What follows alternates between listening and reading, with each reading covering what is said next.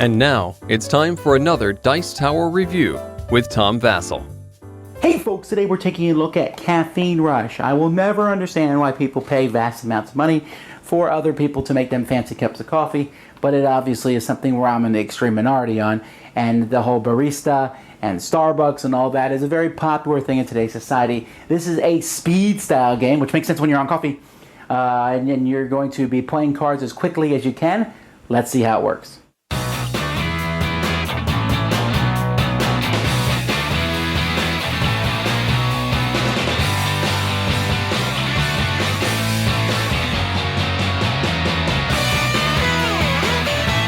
Each player has a deck of cards. The cards are identical decks, and each of these decks has ingredients in.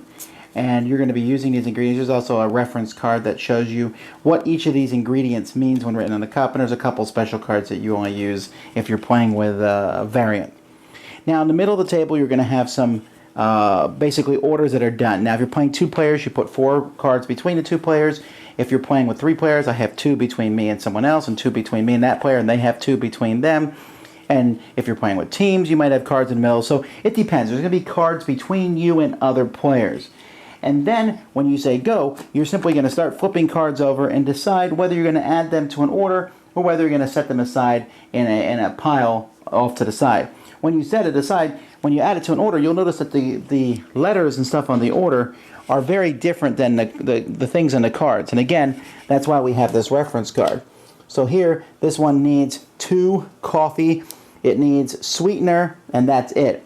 So what I have here is chocolate, and that's a CH. Do any of these ingredients need chocolate? Why, they do. So when it happens, I can put chocolate near this one.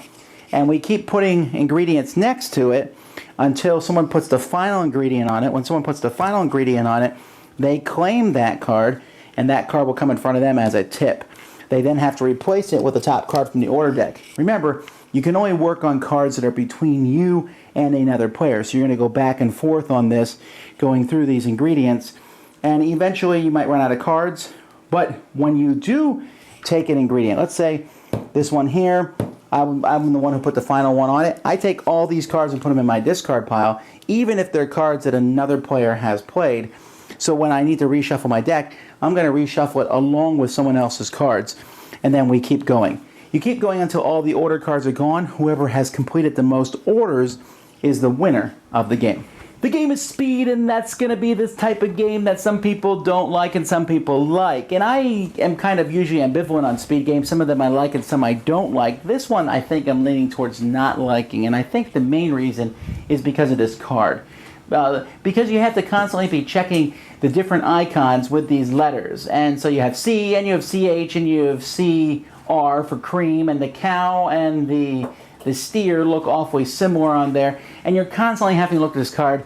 Everything's in black, so there's no like color matching you do. It's all based on that symbol and letters. And I just found that to be a drag, really. I was constantly just pausing and going, what goes where? That's one of the problems. The other problem with the game is that only the person who puts the last ingredient on wins. So what benefit do you have in putting the first ingredients out? I've always had a problem with that sort of thing.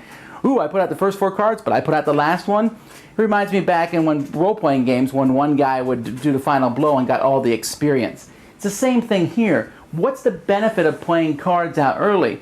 I mean, the only reason would be to play all the cards out as quickly as you can, but that's not going to happen very often. So, for those 2 main reasons, I'm not a big fan of this. I do like the aspect of you having cards between you and another player, 2 different players, and you're working back and forth on those.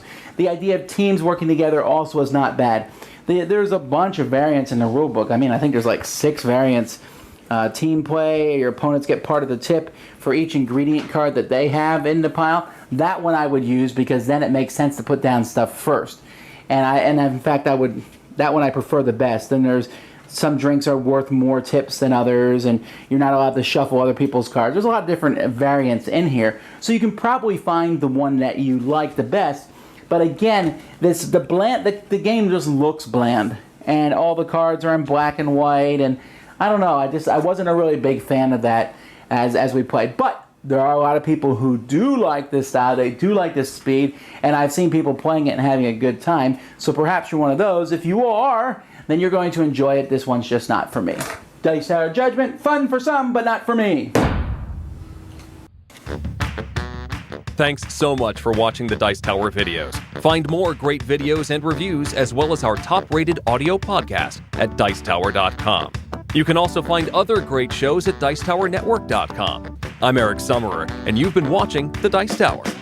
The Dice Tower is sponsored by Cool Stuff Inc., where you can find great games for great prices. Cool stuff in stock. Check them out at CoolStuffInc.com. Închide ușa. De?